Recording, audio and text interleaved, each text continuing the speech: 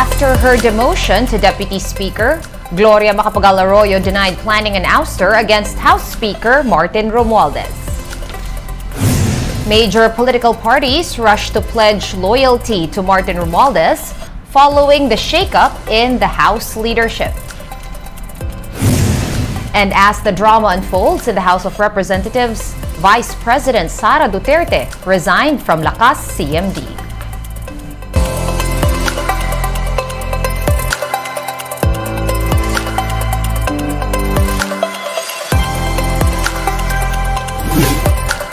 Fast, focused, and fearless. Here's a roundup of stories we're watching now.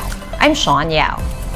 Pampanga Representative Gloria Macapagal-Arroyo has broken her silence over her supposed involvement in an ouster plot against Speaker Martin Romualdez.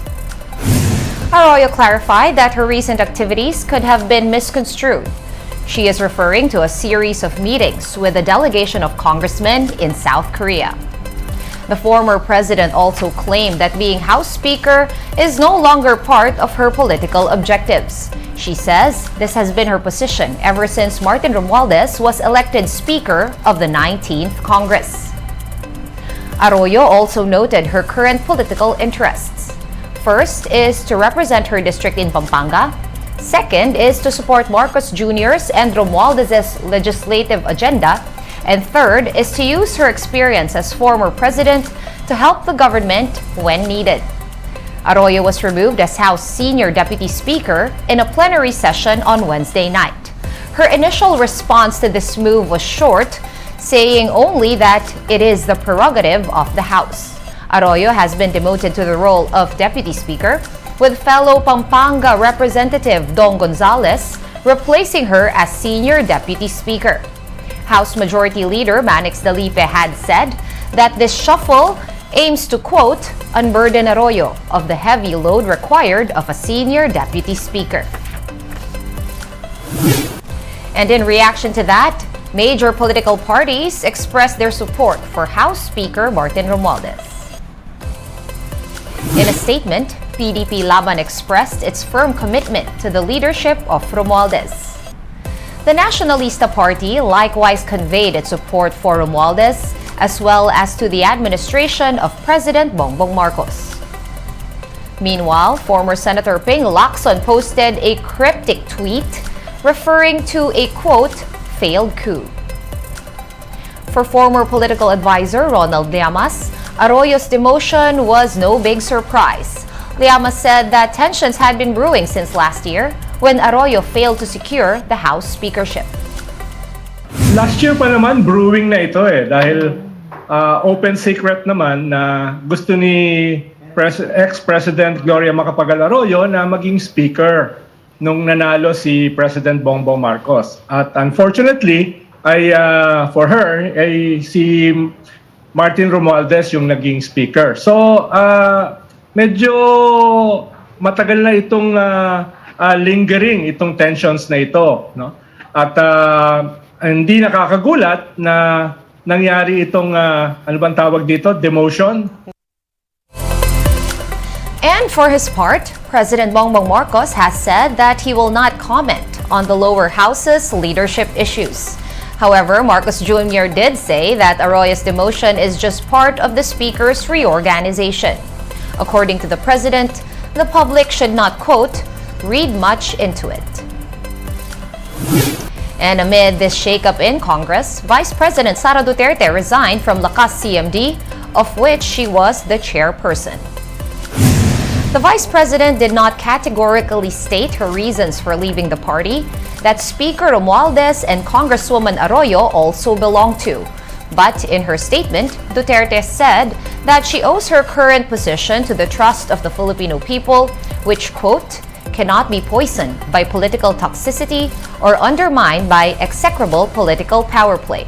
The VP did say, though, that she is grateful for the party's support. On the other hand, Lakas CMD says it respects VP Sara's decision to resign from the party. Secretary General Congressman Joboy Aquino also thanked the Vice President for her services and for helping them to, quote, build a unity team. Duterte joined Lakas CMD ahead of the 2022 presidential elections back in 2021 to gun for the second highest post in the land. She remains the chairperson of the regional party, Hugpong ng Pagbabago. And Congressman Edsel Lagman believes that Sara's exit from Lakas CMD and Arroyo's devotion are interrelated.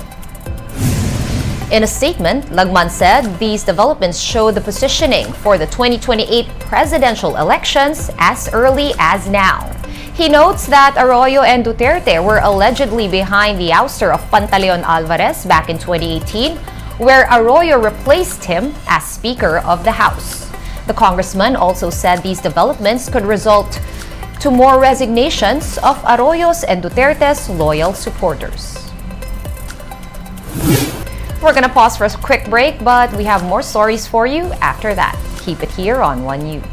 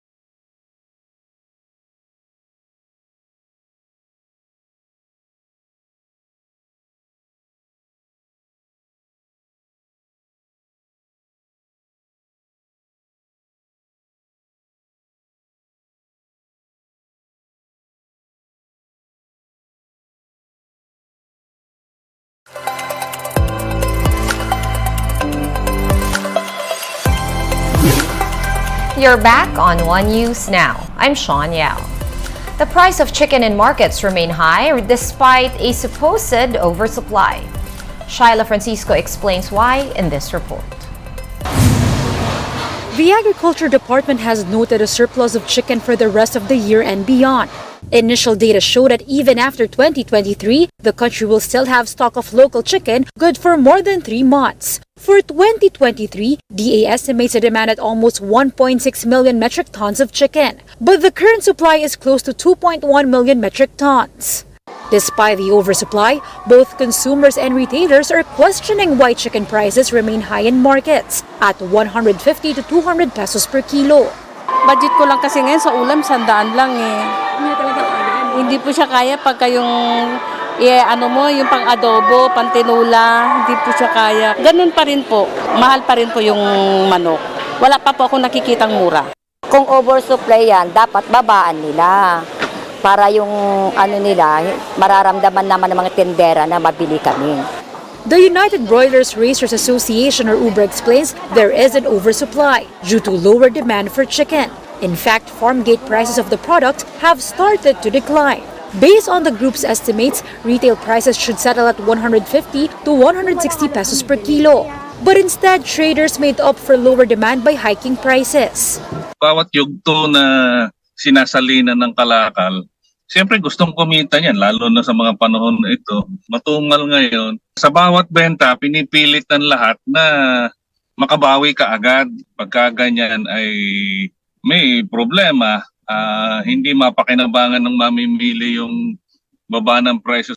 With this, UBRA urges the government to buy some of the chicken supply and use it as aid for vulnerable consumers. This, they said, can be coursed through public schools and the social welfare development. The group is also calling on the government to suspend chicken importation for now. For its part, the DA says it has not received any request for importation as of now.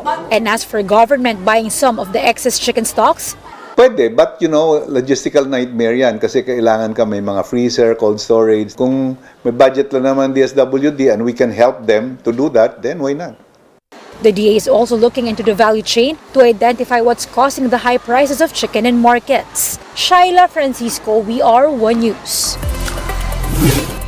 And the Immigration Bureau says that making arrests are outside its scope in response to Congressman Arnie Tevis's revelation of a supposed order from the BI to intercept him. In a statement, the BI says that the monitoring of individuals in high-profile cases is part of its mandate. In line with that, the Immigration Bureau did say that it received a request from the PNP Aviation Security Group to expedite formalities once Teves arrives in the Philippines. The police is ready to provide security to ensure the congressman's safety. In a video message released earlier today, Teves flashed on camera the supposed order to immigration officers, which he says is a clear indication of political persecution and an attempt to violate his rights.